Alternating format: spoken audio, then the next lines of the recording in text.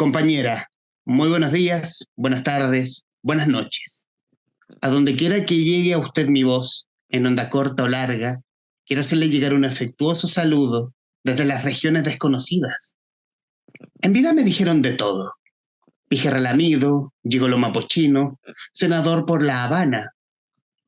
Por ahí se dijo que mi nombre verdadero, el que me puso mi madre al nacer, era Salvador Isabelino del Sagrado Corazón de Jesús. Un chiste entre amigos que después se usó en mi contra. Me llamo Salvador y mis amigos me decían Chicho. Para mis colaboradores y guardaespaldas fue el doctor y para mi pueblo, el compañero presidente. Y este es el comienzo de un capítulo muy especial del Traficantes de Cultura, en este ciclo de conversaciones que hemos tenido respecto a los 50 años del golpe de Estado. No podemos dejar de lado una novela exquisita de un favorito de esta casa digital. Hablamos de Carlos Tromben, autor de Allende, una novela en 5 actos, su último libro editado por Ediciones B. Mi estimado Carlos, muy bienvenido. Gracias por aceptar esta conversación. Gracias a ti, Humberto, por la invitación. Y hablar directamente de crear una historia, o de crear una historia donde el protagonista sea el presidente Salvador Allende, el expresidente Salvador Allende, tomar la voz de él.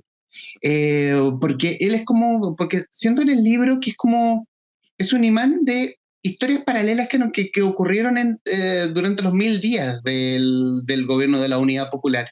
Y hablar de la idea, cómo nace esta novela en 5 actos, donde colocas al doctor como protagonista. Bueno, Humberto, la novela nació a fines del año pasado, el último trimestre del año pasado, como una idea vaga de articular una serie de historias humanas, de personas comunes y corrientes, en torno a la figura de Salvador Allende. Porque o lo conocieron, no fueron sus colaboradores directos durante el gobierno, o recuerdan a Allende, o lo invocan, o hacen espiritismo para que el espíritu de Allende les habla. Entonces, esa era la premisa fundamental, y algunas ideas venían de antes, como la idea de las tres hijas. No sé por qué siempre he tenido una obsesión con esa figura de las tres hijas, ¿no? Que me parece tan arquetípica, ¿no? Tres mujeres que representan algo único, ¿no? Una especie de tríada femenina con poderes extrasensoriales, con actitudes frente a la vida. Las brujas de Macbeth, las hijas del rey Lear. Siempre hay tres mujeres. O las hijas de Salvador Allende. Y la hija de Salvador. Y después, claro, Salvador Allende tuvo tres hijas y tres yernos, ¿no es cierto? Entonces, en torno a esas hijas hubo. Cada una de estas hijas tuvo una postura distinta frente a la vida del padre. Esas eran las premisas fundamentales, así, y que la idea de una novela en que Allende entrara y saliera por puertas, pasillos, se subiera a un auto, se bajara de un auto, y fuese el espíritu que impone sus términos sobre los personajes.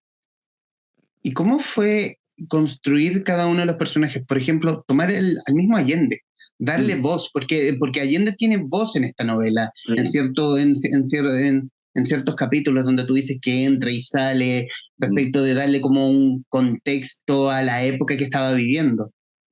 Mira, yo leí harta investigación, de las biografías existentes. No hay tantas biografías, pero sí hay muchos testimonios. Básicamente quienes trabajaron con Allende directamente, quienes lo conocieron y trabajaron cotidianamente con él, que fueron Osvaldo Puccio padre y Carlos Jorquera, el negro Jorquera, asesor de prensa de Salvador Allende. También está el libro de Patricia Espejo, que ahora se editó hace poco. Patricia Espejo era secretaria de Payita. O sea, estaba en la oficina de al lado de la Presidencia de la República. Esas tres son las fuentes primarias para entender a Salvador Allende. Segunda, casi primaria, porque también lo conoció y lo intimó bastante, es Eduardo Labarca Godard, autor de la biografía sentimental de Salvador Allende, que tiene el giro de estar muy cercano en la intimidad de Salvador Allende y su vida amorosa, pero también cruzada con la vida política. Esas son las cuatro fuentes directas que existen de Salvador Allende. Y el resto son biografías que se han hecho después, o libros, o tratados, ¿no? También mucha prensa para de alguna manera impregnarme de las la naturaleza tan especial que tiene el personaje, ¿no? Elegante, distinguido, seductor, chistoso, pero también reservado en algunos puntos, ¿no? Ujú. Un orador de masas, ¿no? Pero al mismo tiempo un hombre que tiene una vida personal íntima secreta un poco, ¿no? También escuché muchos discursos para impregnarme la cadencia con que hablaba Salvador Allende, que era un estilo muy particular, una impronta que solo es de él. ¿M? Nadie habla como él, nadie habló ni hablará, con esa forma que tenía muy de masón, ¿no es cierto? Y a su vez de republicano, de senador, no sé, de chileno ilustrado, ¿no? Pero que también tiene un compromiso con el pueblo, con las masas, con los desfavorecidos. Esos fueron los elementos, ¿no? La lectura de biografías, pero de gente que lo conoció, ¿sí? De Ujú. prensa de la época y de escuchar los discursos. Es una figura bastante particular la de Salvador Allende, o sea, esta figura del revolucionario, pero a la vez también un tipo muy burgués, porque Mm, tenía cierto estatus que lo hacía bien, mm, que lo hacía tener, quererlo mucho y odiarlo mucho mm, por partes iguales, mm. y respecto de sus mismos camaradas políticos. Claro, claro, él tenía, por ejemplo, algunas prácticas. Otra persona que no es biógrafo, pero lo conoció también, que fue su guardaespaldas, fue Max Marambio, que tiene un libro sobre nuestras armas de ayer. Entonces cuenta, por ejemplo, que era muy peligroso llegar donde Allende muy bien vestido, ¿no? Porque decía, compañero, esa corbata la voy a expropiar, ¿no? Por ejemplo, tu corbata le gustaba a Allende, chao, perdiste con la corbata. El Oh. presidente, ¿no? Se va a ver, no puedes llegar mejor vestido que el presidente, pues hombre, le decía. Esa chaqueta de cuero me vería muy bien con tu chaqueta de cuero, ¿no? Entonces le expropiaba, entre comillas, las chaquetas y las corbatas a los amigos, para verse bien él. Pero era una cosa chistosa, una complicidad. ¿M? Ujú. Eh, y en el ámbito político, ¿no es cierto? Él tenía un puñado prácticamente las personas con las que hablaba, que eran sus consejeros directos, eran pocas. Era Clodomiro Almeida, Orlando Letelier, Carlos Altamirano, todos socialistas y burgueses, ¿no? Toda la lista que yo te digo es gente de la burguesía, de la alta burguesía. Ujú. Eh, pero no era muy cercano a Luis Corvalán y al Partido Comunista. Eran aliados, pero no había una cercanía personal ni de estilo, ¿no? El comunista es una persona con otro estilo, o el comunista de esa época, digamos. Y esa era la gente, pues. Y después llegaron asesores como Joan Garcés, los hermanos Garcés en realidad, pero sobre todo Joan Garcés. Y ese era el círculo más estrecho, ¿ah? Y las mujeres, pues, por supuesto, Tencha en el mundo oficial, su esposa Hortensia Bussi como primera dama, y ella estaba a cargo de la infancia, de todas las instituciones estatales vinculadas con la infancia. Y Payita, que era su secretaria personal, no era la secretaria del presidente de la República, era la secretaria de Salvador Allende, y estaba en la moneda sin sueldo fiscal. Era una cosa Ujú. peculiar. Y además tenía una relación sentimental, ¿no? Entonces había esos mundos que salen en la novela, que es la moneda, el palacio, la residencia de Tomás Moro, oficial, y la otra, la segunda residencia oficial, que es Cerro Castillo, en Villa del Mar, y el Cañaveral, que era la casa de la Payita, arriba en la cordillera, donde había otro mundo mucho más cercano a la Revolución Cubana, o sea, a Cuba, a la embajada cubana, que ahí se cultivaba un estilo más caribeño, más informal, ¿ah? Eran mundos muy distintos. Entonces se movían entre esos mundos Salvador Allende. Y los personajes de la novela también, digamos, en mundos distintos. Y en el mundo de Salvador Allende, bueno, lo conversé en un capítulo anterior con la misma Patricia Espejo, que también Ah, está en este ciclo, y en el libro habla de este mundo femenino de Salvador Allende, respecto, mm, por tomar, por ejemplo, su propia oficina, el equipo de la oficina privada, mm, donde le lideraba Payita, donde estaba la misma Patricia, y estaba sí. Tati, su hija. Tati, claro. Ujú. Muy importante esa tríada. Tati era la hija del medio, la más cercana a él en términos ideológicos, políticos, militantes, ¿no es cierto? Médico. Ella era del ala más radical del Partido Socialista, cercana al MIR también, que en algún momento tuvieron un rol gravitante en la campaña del Che Guevara en Bolivia, como una especie como de centro de apoyo logístico a la guerrilla guevarista en Bolivia. Fíjate, estuvieron en ese punto los socialistas, los llamados helenos, ¿no? Tati era de ese mundo, ¿no? Muy radical, pero también apoyó al padre de una manera muy leal. Curiosamente, o sea, lo criticaba cuando Salvador Allende, que era un político institucional, con 40 años, con como 50 años de militancia y de presencia en las instituciones de la nación, como ministro, como funcionario del sistema de previsión y salud, de seguridad social, como senador, ¿no? Con muchas batallas políticas y siempre había sido una persona de las instituciones. Cuando se ponía muy socialdemócrata, por decirlo así, Salvador Allende, Tati lo criticaba en la intimidad, ¿no? Tuvieron peleas. Patricia Espejo cuenta una pelea a gritos entre Salvador Allende y Tati con motivo de un asesinato político que ocurre cerca del Palacio de la Moneda. Entonces, claro, era muy, muy potente esa relación de simbiosis, de identificación, de admiración recíproca que tenía Salvador con su hija Tati. Las otras dos hijas eran más distantes del aparato presidencial. Conversamos con Carlos Tromben, autor de Allende, una novela en 5 actos editada por Ediciones B.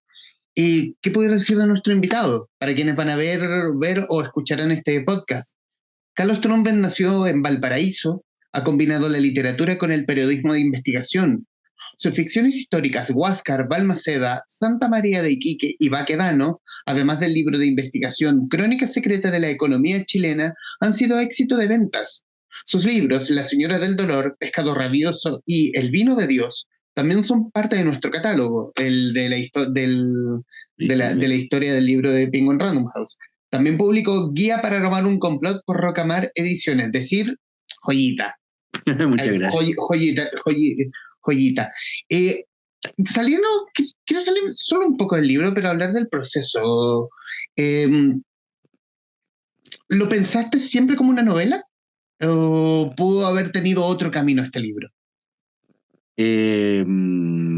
Siempre fue una novela. Siempre lo pensé como una novela, nunca me sentí atraído por la idea de un ensayo, de investigación. Siempre fue concebido como una novela.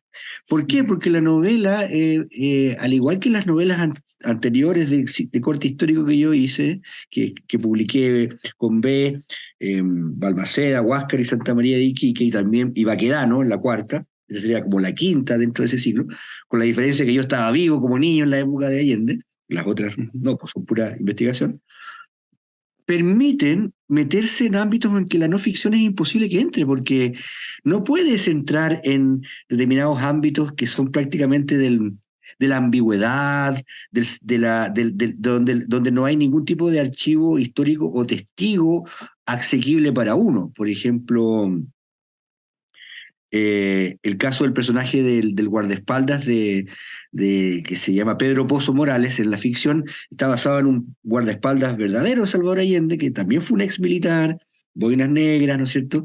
Y las circunstancias en que esa persona y otros 14 efectivos del Ejército de Chile, del regimiento de Peldehue, se pasaron, entre comillas, al MIR, ¿sí? De eso se sabe muy poco.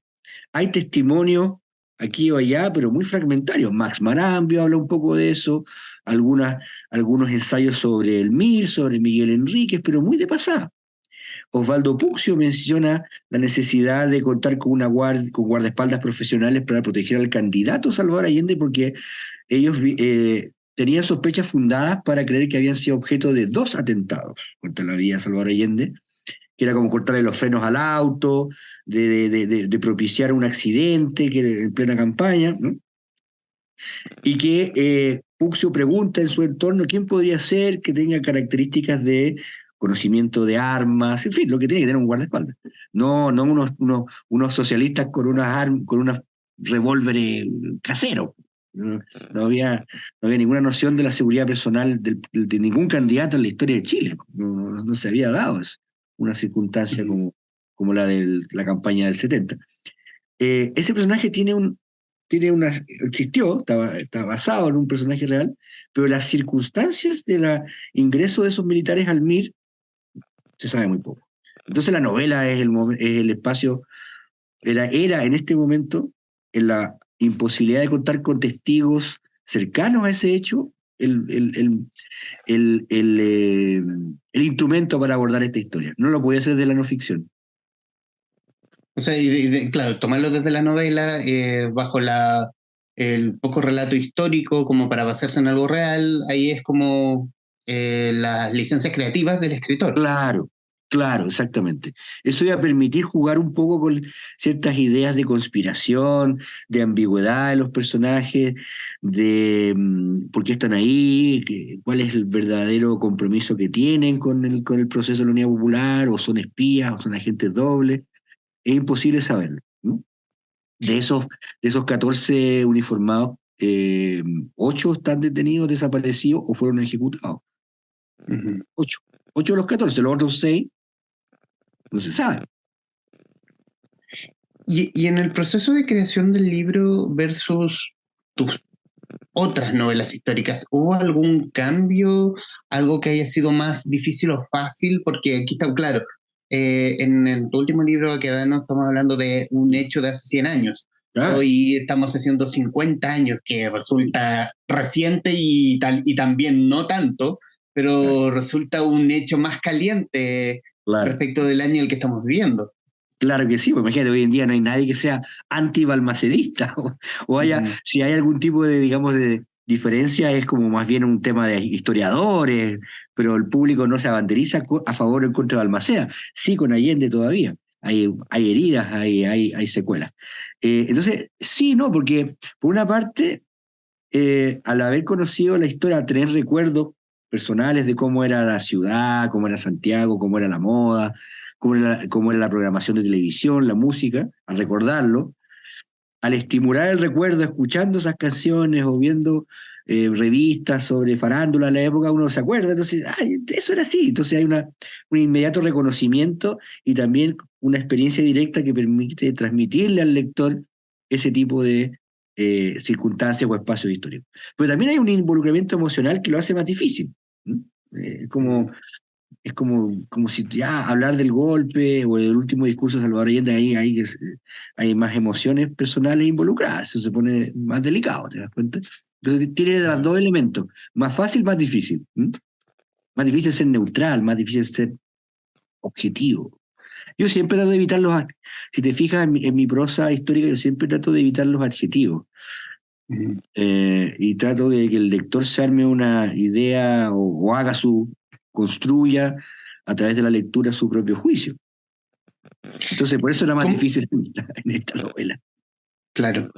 Conversaba con un amigo que también me lo topé en la que leo de Parque Forestal, que leyó completo Allende, y él me decía, y coincidía con él, que es un libro que pormenoriza los hechos respecto de los 1000 días, por ejemplo, y hablando también de la investigación respecto de qué pasaba en Chile mientras Allende estaba en el gobierno y qué pasaba en el mundo en el Chile de Allende. Por ejemplo, las pruebas nucleares francesas en el Mm, atolón de Mururoa, mm, por ejemplo, por tomar un hecho en especial. claro. Claro, era una época que está marcada por los años 70, marcaron los 50 años posteriores en muchos aspectos, la carrera espacial, eh, esta idea de que se van a construir laboratorios espaciales, estaciones orbitales. La primera de ellas era la estación orbital soviética que estuvo a punto de fracasar, que murieron varios cosmonautas en un accidente. Esta idea también de que se están mostrando en el mundo los movimientos feministas, movimientos de emancipación de distintos pueblos del tercer mundo. La tecnología está apareciendo, entonces, por ejemplo, las noticias eran del tenor que Francia posterga ensayo nuclear porque falló la computadora. Entonces, está entrando esta idea de que están estos cerebros cibernéticos, están entrando en la toma de decisiones de los gobiernos. Entonces, Ujú. se están construyendo muchos imaginarios en ese momento que están vigentes al día de hoy, ¿no? Las Claro. historias conspirativas son, pero y las fake news, que en esa época eran totalmente análogas y no digitales, eran pan de cada día. Hablando de fake news, una vez que le dije a Gabriel León que, respecto hablando de las historias conspirativas, muy entretenidas, creíbles, cero, pero muy entretenidas como historia. Sí, sí, sí, esa es la gracia que tienen algunas, ¿no? Ujú. Algunas hasta están hechas así casi como un divertimento, ¿no? Por causar daño, así que, oye, ¿qué pasaría si tal cosa con tal otra? Ay, y hablar también, porque en el libro también tocas un poco de cómo se vivía la ciencia en Mm, esa época, donde respecto de la investigación de la jibia, sí, donde ahí también nace el tema de la neurociencia, sí, y figuras como Humberto Maturana y otro científico que se me queda en el tintero, respecto de cómo enfrentaba la ciencia el gobierno de la Unidad Popular y respecto al proyecto CyberSync, donde está sí. involucrado el padre de las protagonistas.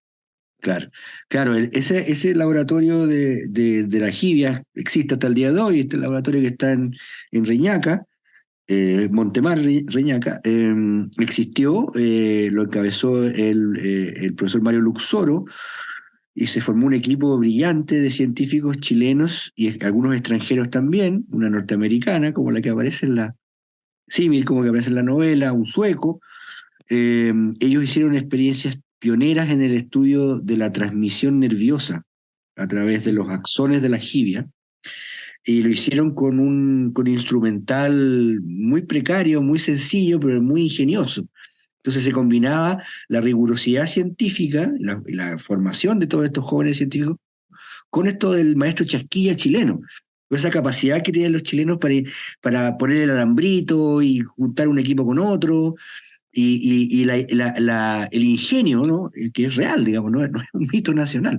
El ingenio y la improvisación aplicados a la ciencia dieron resultados increíbles para un país muy precario como era Chile en esa época.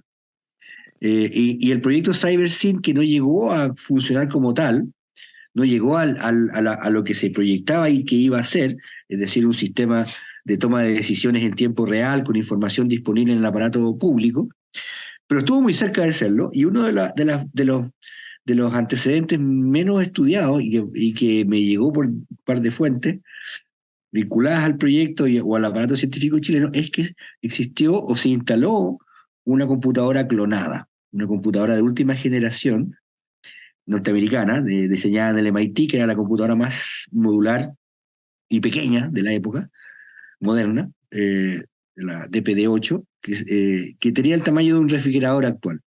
Era muy pequeño para lo que el estándar de una computadora de la época. ¿Cómo llegó ahí? No sé, ahí tampoco los antecedentes de investigativos me acompañan, entonces hubo que eh, meter ficción. Pero la cosa es que hubo una computadora que no pudo haber sido adquirida legalmente en Estados Unidos por las circunstancias del gobierno de la Unidad Popular y sus relaciones con el gobierno de Richard Nixon, ¿no? Era imposible que se hubiese comprado un aparato de esa naturaleza, entonces y se empleaba la terminología cubana, se referían a esa computadora con la terminología cubana de una computadora fusilada, es decir, que había sido reproducida con ingeniería inversa y con el concurso de ingenieros que probablemente provenían del mundo socialista, para hacerlo funcionar. En esa época, hoy día tú puedes clonar un compu, puedes clonar un notebook, tiene que haber suficiente conocimiento, pero tampoco está en la punta del conocimiento científico para clonar un compu. Pero en esa época eran palabras mayores. Claro, pero resulta un proyecto interesante siendo el proto-internet de la época que Ah, pudo haber nacido en Chile, pero si no sí. fuera por el golpe de Estado Mm. seríamos Silicon Valley. Claro, claro, probablemente tendríamos una ventaja competitiva en muchos aspectos. Y esa es una de las grandes tragedias de Chile, porque se interrumpió la investigación científica, el desarrollo del arte, de la representación, de distintos circuitos sociales y culturales y científicos que se vieron totalmente abortados.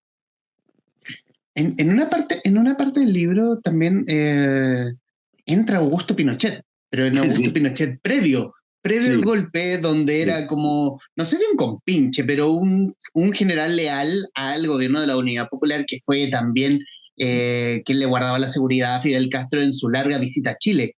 ¿Cómo fue darle esa voz? Bueno, él aparece esporádicamente en la prensa. Mm. Aparece como jefe de plaza el 71 y por ende encargado de darle seguridad a Castro en su visita de noviembre del 71.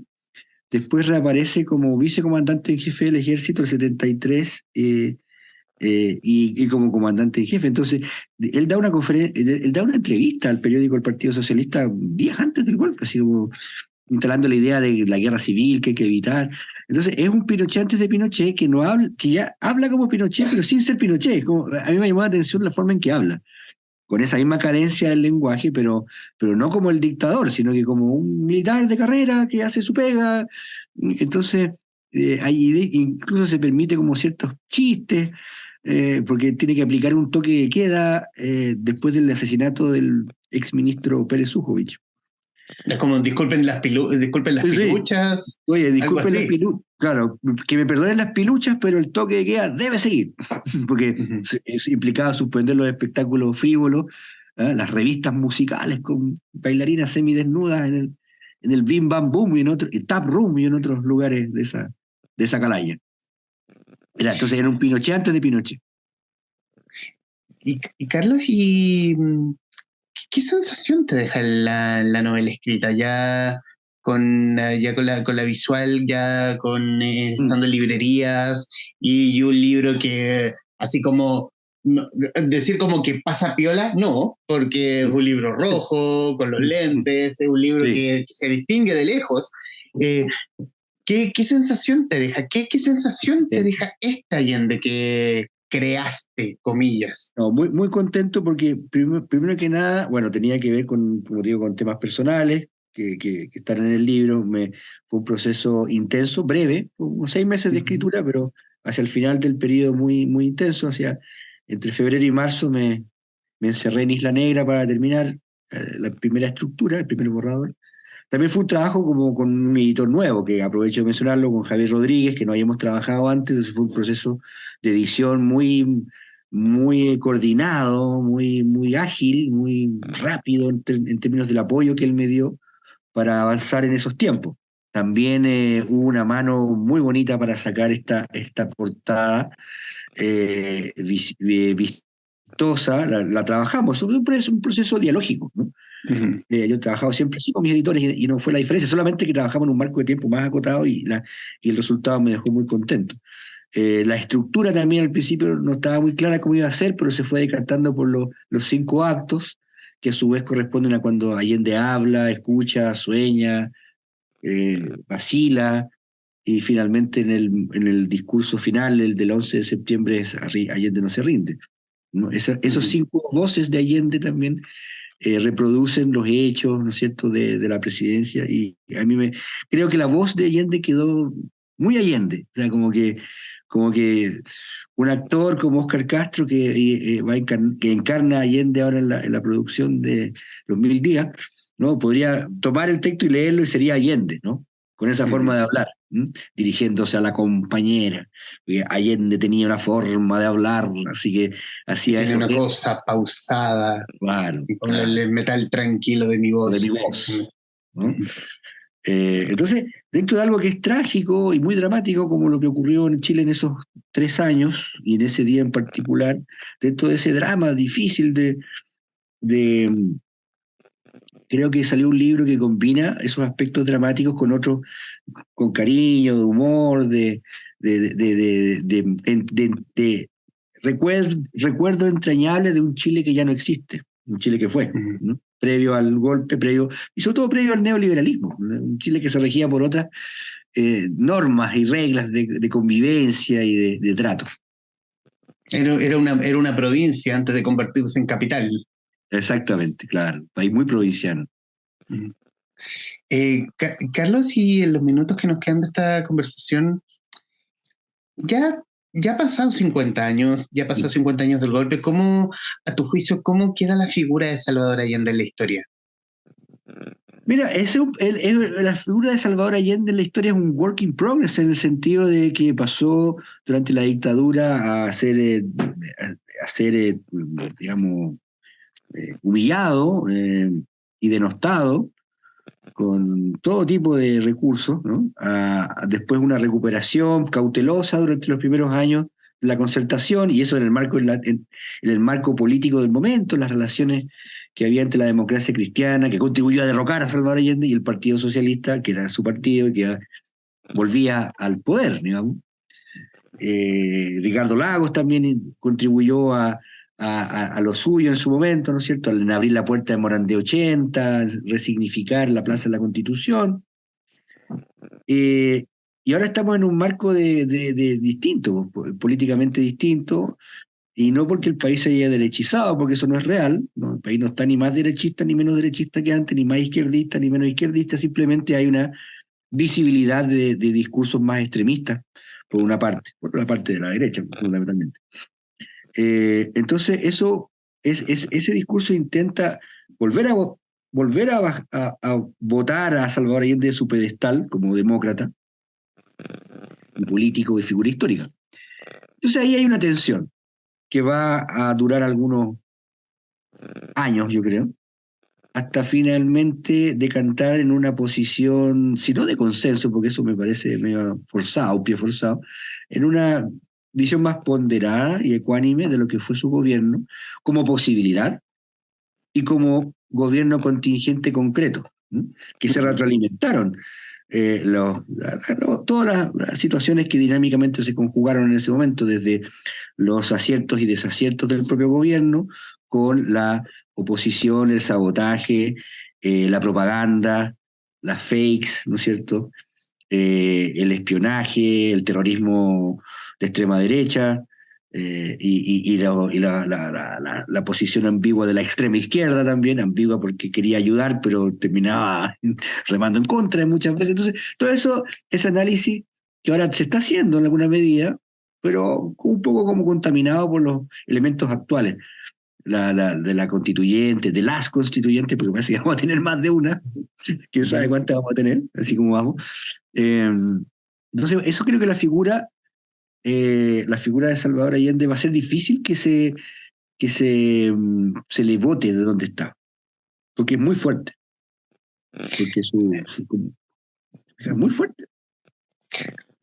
También, esta pregunta también se la dije a la misma, también a Patricia Espejo cuando tuve la oportunidad de conversar respecto de la misma figura de Allende, del cómo cierto sector, la derecha, tiene la tirria propiamente tal de la figura política de Salvador Allende versus el mundo, que de alguna forma o le rinde honores o habla bien de Allende, o hay una plaza o hay una calle con el nombre de Salvador Allende, y uno se pregunta, ¿el mundo está tan mal? ¿O aquí hay o está esta disyuntiva polarizante respecto a la figura del doctor? Claro, porque hay lecturas distintas según cómo están situados los observadores o las personas eh, en el mundo y en Chile. O sea, aquí hay una batalla política en curso, ¿no? Por el modelo de sociedad, que se está llevando a cabo de manera democrática a través de Convención 1, Convención 2 y quién sabe por cuánto tiempo más. Hasta que Convención 12. 12.4, no sé. Pero como estamos viendo un periodo, si no de caos, de mucha inestabilidad sistémica, global, en todo el mundo. Y que coincide un poco con lo que ocurrió en los años 20 y 30 del siglo pasado. No exactamente igual, pero es comparable en el sentido que todos los países pasaron por vicisitudes hace 100 años, cambios constitucionales, hubo golpes de Estado, eso no se ve mucho hoy en el horizonte, pero sí situaciones complejas, ¿no es cierto? Gobiernos autoritarios dentro del marco legal, gobiernos populistas dentro del marco legal, en que la democracia se ve bien a maltraer, pero no se rompe del todo la institucionalidad. Y eso va a durar, yo creo, un tiempo, mientras la economía global no se asiente, porque ese es el marco general. Entonces, por eso Allende es parte de eso, y eso es lo curioso. La figura de Allende es parte, a pesar de que han transcurrido 50 años, es parte de esa disyuntiva de modelo de sociedad. ¿Queremos una sociedad solidaria o individualista? ¿Mm? O algo entre medio. Entonces, creo que va a durar esa controversia. Y mientras tanto, ahí va a estar Allende en su pedestal, generando polémica, hablando desde el más allá con su voz cadenciosa, con su último discurso, con sus lentes de marco grueso, con su sonrisa pícara, ¿no es cierto? Nos va a seguir hablando, nos va a seguir penando, hablando, inspirando. Eso va a seguir ahí, por eso tenemos Chicho para rato. Y ahora sí, en los minutos de conversación, en los minutos finales, Carlos, quiero agradecerte este tiempo con el Traficantes de Cultura. Decir que es tremendo libro, Muchas que gracias. está muy bien logrado en la construcción de la historia y sobre todo bien construido la Allende que te habla, que te interpela, que habla, como tú, como lo mencionaste, con esa voz cadenciosa, como el Salvador Allende de los discursos, pero también un Salvador Allende más humano, Íntimo. más de carne y hueso, y mucho más que la estatua propiamente tal. Este héroe erigido por cierto sector de la izquierda. Pero aquí tenemos a un ser humano, vale la redundancia, y junto con una historia que da contexto al, al, a los 1000 días, a los hechos en cuestión, cuándo comenzó todo, dónde comenzó esta polarización. Eh, Carlos, quiero, bueno, darte las gracias nuevamente y estos minutos finales son tuyos para que digas lo que guste respecto al libro o de lo que quieras. Mm. Bueno, pues gracias a ti, Humberto. Nuevamente conversamos de manera muy amena. Ya llevamos hartos años en esto, así hablando de libros. El libro está escrito desde el cariño, desde la investigación, el cariño por la época, una búsqueda, como tú dices, del humano que hay dentro del personaje histórico. Está escrito con mucho cariño, con mucha emoción, también con su toque de racionalidad, buscando separar elementos confusos. Así que yo invito a los lectores y a las lectoras que se zambullan en este Chicho que les va a hablar desde las regiones que no conocemos, porque Chicho no creía del más allá, no, era agnóstico, pero también tenía su espacio para el misterio de la vida. Así que eso, en estos 50 años creo que hay que recordar desde el corazón, ¿cierto? Y aquello que podemos rescatar al día de hoy de esa experiencia audaz, temeraria, trágica que fue la Unidad Popular. Carlos Tromben, autor de Allende, una novela en 5 actos, editado por Ediciones B, en conversación con los traficantes de cultura. Mi estimado Carlos, muchísimas gracias. Gracias a ti, Humberto.